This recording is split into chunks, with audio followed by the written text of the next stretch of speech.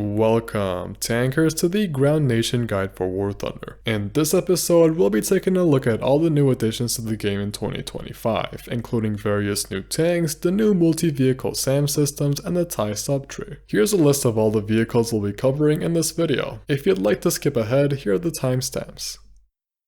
First, let's take a look at the vehicles that were added to multiple trees. With a grand total of 5 different variants, we have the M55 in the American, German, Chinese, Italian, and French trees. Just like the M44, this self-propelled howitzer is lightly armored, fairly nimble, and carries a massive derp gun, the biggest in the game in fact, with a whopping 203mm cannon. With 23 kilograms of TNT in each shell, you can drop the equivalent of a thermonuclear bomb at its battle rating. That being said, it also has a much worse reload rate than its predecessor, being almost 39 seconds on a stock crew. It also has a taller profile than the M44, so it's more of a side grade than anything. Next up, we have the multi-vehicle surface-to-air missile systems, which were introduced halfway through the series. Since most of these vehicles are largely similar, I'll just do another speed round, comparing their missiles and stats. The American tree received the Claws and NASAM S3. The complementary low-altitude weapon system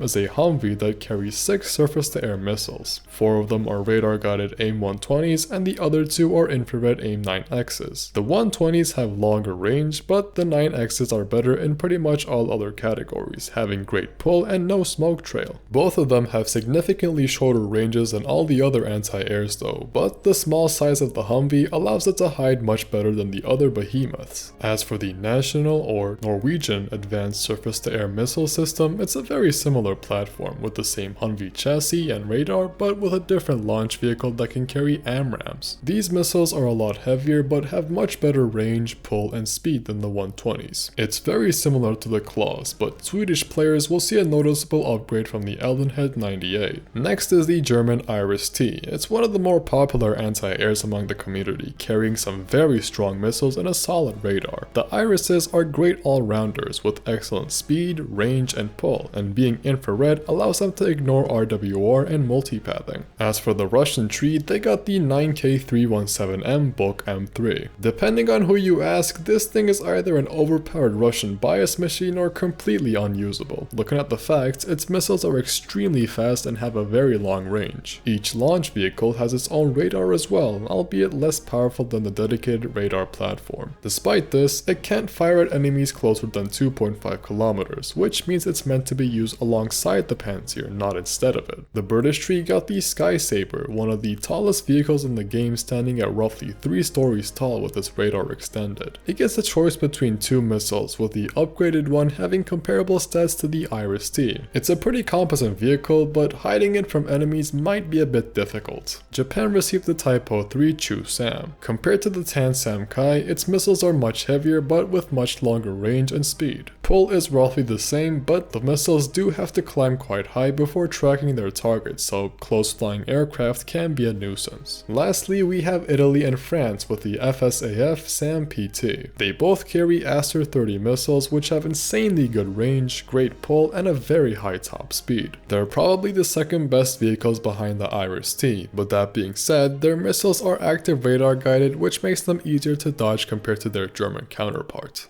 Now we move on to the country-specific vehicles. First off is the American tank tree with the XM246, Commando Stingray, and the M10 Booker. The XM carries 2 35mm Ehrlichon cannons on the hull of the M47. While it looks pretty similar to the Gepard, there are some key differences. For starters, the XM is nowhere near as fast, and it lacks the APDS belt and the great optics of its German contemporary. However, its armor is a lot thicker and it gets a laser rangefinder. It's a decent stopgap between the M163 and the Sergeant York. The Commando Stingray, on the other hand, is a light reconnaissance vehicle. It's very similar to the British VFM5, with a stabilized 105mm cannon, a laser rangefinder, and good mobility. While it's not as fast as some other light vehicles, it's not slow by any means, making it a great fit for the light sniper role. Expectedly, armor is very lackluster, so make sure to stay out of sight. The Booker is a very similar machine, but this time it gets thermals, a better dart with a faster reload, a tracking radar, and much better reverse speed. The vehicle itself is a bit more sluggish, but their top speeds are roughly the same. Use it like the Stingray to flank, provide reconnaissance, and take the enemy out from the shadows. To top it off, I'll quickly go over the folded vehicles I didn't mention in the first episode. The T1E1 is the same as the M6A1 but with a reverse gearbox, which makes it more maneuverable in urban environments. The M36B2 is the same as the M36 but with access to heat FS, which cuts through heavy tanks like butter. As for the T25, it's like the little brother of the Pershing, with less armor but a reverse gearbox. This forces it to play more of a supporting role instead of being on the front lines. Speaking of, we also have the T26E1, aka the Super Pershing. It takes the M26, adds additional layers of armor, and gives it a more powerful 90mm cannon. This turns it from a versatile medium to a fearsome heavy tank, as it can stand up to enemies like King Tigers. That being said, its mobility is worse, its reload rate is pretty long, and it has a couple of weak spots, but it's still a competent brawler. As for the M48A1, it's a side grade from the M47, being very similar in a lot of aspects. The main differences are the new turret design, worse mobility, one less crew member, and better optics, but aside from that, their playstyles are similar. The T32E1 is identical to the T32, but with an improved upper front plate that gets rid of the machine gun port, which removes a glaring weak spot. The M60A1 Rise is the same as the M60A1, but with ERA and smoke grenades. The MBT-70 is the same as the German KPZ-70, and compared to the XM803, it has worse armor, but gets a more powerful engine, a reverse gearbox, better optics, and a roof-mounted autocannon. Lastly, for the different Abrams variants, the M1 has a 105mm cannon, the M1A1 has stronger turret cheeks and a much more powerful 120mm cannon, the IPM1 is an M1A1 with a 105, the M1A2 gets commander thermals and a better darts, the SEP or System Enhancement Package variants gets better thermals and unlockable ERA, and the SEP-V2 has ERA from the get-go and weighs 2 tons heavier.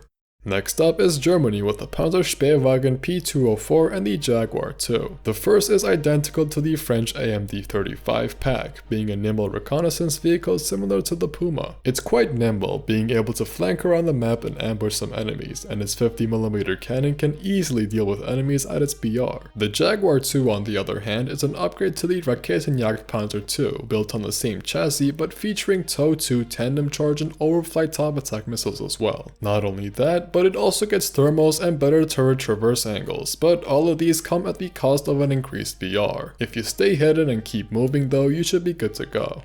The Soviet ground tree received several new additions, namely the T-3485 STP, BTR-82AT, BMD-4M2, BMPT, T-72B3A, and the TOR-M1. The T-3485 STP is an upgrade on its predecessor, featuring a vertical stabilizer and a better APHE CBC shell. These two additions give this variant a big advantage when flanking. However, its BR is also notably higher than the last two, meaning that your armor is almost entirely useless. The BTR-82AT is a modernized BTR-80A with a tandem charge ATGM launcher, 2-plane stabilizer, and laser rangefinder, as well as access to a recon drone. Like its predecessor, it's good at being a rowdy nuisance to the enemy lines, and with these new additions, you can be even more effective. The BMD-4M2 is basically just a BMP-3 but with a tracking radar and much faster reload rate for its ATGMs. The latter upgrade is a pretty big one, allowing you to keep your distance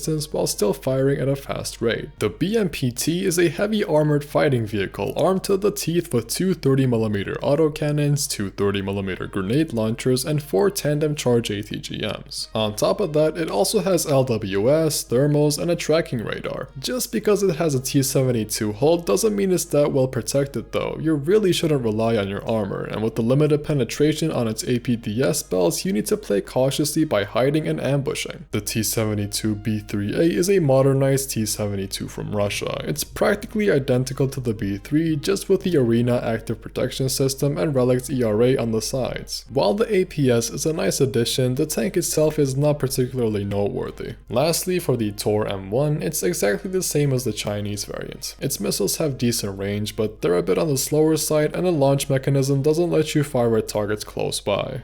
The British tech tree saw 4 new vehicles being added, with the Canadian Ram 1, the Chieftain 900, the Ajax, and the South African Badger. Before we get to that though, the tree itself has also been rearranged. The M109 has been folded with the FV4005, and the G6 has taken its place. At rank 6 and above, the second MBT line gets turned into a Commonwealth subtree, while the South African line turns into a light tank / AFV line. We can definitely expect some more vehicles from Canada, Australia, and maybe even India in the future. For the new tanks, the Ram 1 is pretty much identical to the premium Ram 2, just with a 40mm cannon instead of a 57mm. This means it has solid protection, decent enough mobility, and a quick firing gun. The Chieftain 900 on the other hand was designed to make up for the biggest shortcoming of the Chieftain, mobility. With a new 900 horsepower engine, it has much better acceleration than the previous models, although its top speed is still the same. As for the Badger, it's honestly a pretty mediocre vehicle. I mean, sure, it is pretty nimble, but its autocannon has a fire rate of only 100 shots per minute. At the very least, it gets a laser rangefinder and has a tracking radar against planes, but otherwise I don't really recommend it. Lastly, we have the Ajax. It's not anything particularly noteworthy. It carries a 40mm cannon with a great fire rate and access to shrapnel-time fuse shells, along with a tracking radar and thermals. Besides that though, it doesn't have much else going for it, being rather bulky with not the best acceleration. Your best bet is to support your allies or flank enemies and catch them off guard.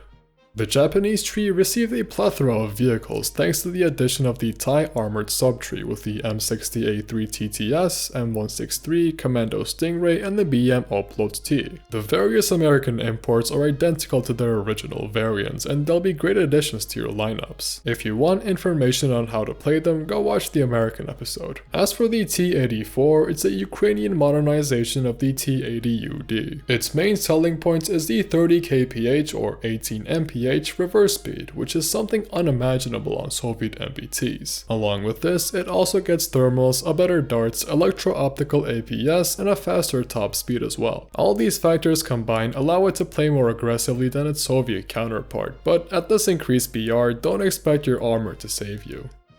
The Chinese tree got the CM34, VT4, M1A2T, and the HQ11. The CM is a wheeled reconnaissance vehicle and, as you might expect, pretty much performs like any other rat in this role. Great top speed, not the best firepower, and no armor. It also gets some gadgets like a tracking radar, LWS, and thermals. Use it to flank and harass the enemy while scouting them. The VT4 is the predecessor to the VT4A1 with a slightly worse engine and no active protection system. Aside from that, it's pretty much the same. Both of these additions pale in comparison to the M1A2T though. It's pretty much the same as the M1A2 in the American tree, just with a slightly better APF-SDS shell. I'm not gonna get into the whole controversy behind this vehicle, but nevertheless, it's safe to say that an Abrams in an already strong top tier lineup will be a great addition. Lastly, we have the HQ11. It's a single vehicle SAM system that carries some decent missiles with good speed and pull, but their range isn't anywhere close to the missiles of the multi-vehicle anti-airs. It's pretty much just a better version of the Spider AIO and a welcome addition to the Chinese tree. France received the EBRC Jaguar. This wheeled AFV is armed with 2 tandem charge ATGM launchers, a 40mm autocannon, and a selection of APF-SDS and proximity fuse shells. Combine those with a laser rangefinder, thermals, tracking radar, and a great top speed, and you have a versatile vehicle that can fight anything it sees. Armor is not its specialty though, and with only 3 crew members, you have to stay out of sight and on the move. Lastly, the Israeli tree got the Merkava 1, the exact same as the American event vehicle. It's pretty much identical to the Mark 1B, just without thermals and with a less powerful dart. That being said, it is at a lower BR, so your engine block might save you from a couple more encounters. And that about wraps it up for this year's recap. The rankings haven't changed since the last video as they were fairly recent. I might change them up next year though, we'll see. Other than that, thanks for watching and I'll see you in the next video.